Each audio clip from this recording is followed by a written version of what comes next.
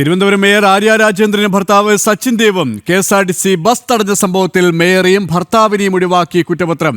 Museum പോലീസാണ് കുറ്റപത്രം തയ്യാറാക്കിയത്. കെ.എസ്.ആർ.ടി.സി ഡ്രൈവർ യദുവിനെതിരെ കുറ്റപത്രം. വിശദാംശങ്ങളുമായി ശ്രീനന്ദ ചേരുകയാണ് തിരുവനന്തപുരത്ത് നിന്നും. ശ്രീനന്ദ, സച്ചിൻ ദേവ്, ആര്യ ഇവരെയും രണ്ടുപേരെയും ഒഴിവാക്കിയാണ് കുറ്റപത്രം. അതായത് കെ.എസ്.ആർ.ടി.സി ഡ്രൈവർ യദുവിനെ മാത്രം പ്രതിയാക്കിയാണ് കുറ്റപത്രം സമർപ്പിച്ചിട്ടുള്ളത് മ്യൂസിയം പോലീസ്. തീർച്ചയായിട്ടും കെ.എസ്.ആർ.ടി.സി ഡ്രൈവർ യദുവിനെ തടഞ്ഞ കേസിൽ നിന്ന് മേയർ ആര്യ രാജേന്ദ്രനെയും അതുപോലെ തന്നെ ഭർത്താവ് സച്ചിൻ ദേവ് MLA ഇപ്പോൾ കുറ്റപത്രത്തിൽ നിന്ന് ഒഴിവാക്കിയിരിക്കുന്നത്. മേയറുടെ സഹോദരൻ അരവിന്ദ് മാത്രമാണ് കേസിൽ പ്രതി എന്നാണ് ഇപ്പോൾ പുറത്തുവരുന്ന വിവരം. മേയറും MLA ഔദ്യോഗിക കൃത്യനിർവഹണം തടസ്സപ്പെടുത്തുകയോ അതുപോലെ അസഭ്യം പറയുകയോ ചെയ്തിട്ടില്ല എന്നാണ് ഈ കുറ്റപത്രത്തിൽ പറയുന്നത്. യദു നൽകിയ സ്വകാര്യ ഹർജി പരിഗണിച്ച് കോടതി നേരിട്ട് കേസെടുക്കാൻ നിർദ്ദേശിച്ചതനുസരിച്ചാണ് കേസെടുത്തത്. അതിനാണ് ഇപ്പോൾ ഇത് ഉടൻ തന്നെ Thiruvananthapuram judicial first class magistrate കോടതിയിൽ കേസ് പരിഗണിക്കും എന്നാണ് മനസ്സിലാകുന്നത്. 2024 ഏപ്രിൽ 27-നാണ് ഇത്തരത്തിൽ രാത്രി 10 മണിക്കാണ് പാളയം സാഫല്യം കോംപ്ലക്സിന് മുന്നിലായി ഇത്തരത്തിലൊരു സംഭവം നടന്നത്. ഇതായി ഡ്രൈവറുമായി മേയറും ഭർത്താവും വാക്കുതർക്കം ഉണ്ടാവുകയും ഇതിനെ തുടർന്ന് മേയറെ വീണ്ടും പ്രതി ചേർക്കണമെന്നാവശ്യപ്പെട്ടുകൊണ്ടാണ് യദു ഹർജി നൽകിയത്. ആ ഹർജിയിലാണ് കേസെടുത്ത് അന്വേഷണം നടത്തണമെന്ന്.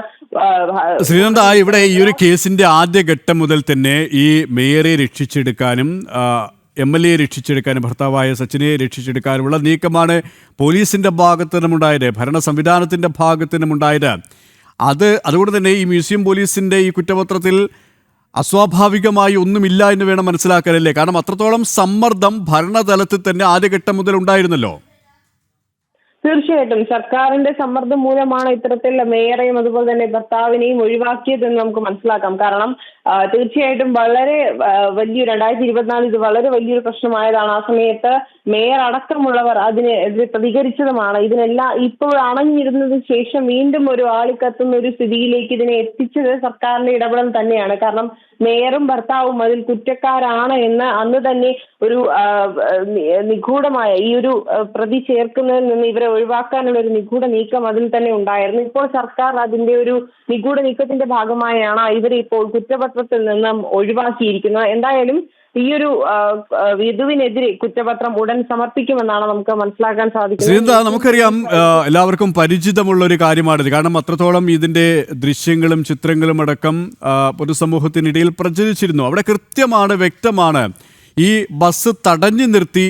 തീർച്ചയായിട്ടും സർക്കാരിന്റെ ഒരു കണ്ണുകെട്ടിക്കളിയുടെ ഭാഗമാണെന്ന് തന്നെ പറയാം. കാരണം ഒരു സാധാരണ ഒരു കെ.എസ്.ആർ.ടി.സി ഡ്രൈവറെ പ്രതി ചേർത്തുകൊണ്ട് അയാൾ നമ്മൾ ആ ദൃശ്യം 2024 ആ ദൃശ്യം പുറത്തു വന്നപ്പോൾ നമ്മളെല്ലാം കൃത്യമായി കണ്ടതാണ്. അത്തരത്തിലൊരു സംഭവം ആര്യ രാജേന്ദ്രനും ഭർത്താവിന്റെ ഭാഗത്തു നിന്നും ഉണ്ടായത് കൃത്യവും വ്യക്തവുമായിരുന്നു. പക്ഷെ അതിൽ നിന്നെല്ലാം വ്യത്യസ്തമായ ഒരു കുറ്റപത്രം സമർപ്പിക്കുമ്പോൾ തീർച്ചയായിട്ടും അവിടെ സർക്കാരിന്റെ ഒരു ഇടപെടൽ വളരെ വലിയ രീതിക്ക് തന്നെ ഉണ്ട് എന്നാണ് നമുക്ക് മനസ്സിലാക്കാൻ സാധിച്ചത്. യദു പറഞ്ഞതുപോലെ യദു വീണ്ടും ഒരു പ്രൈവറ്റ് കംപ്ലൈന്റ് കൊടുക്കാൻ പോവുകയാണ്.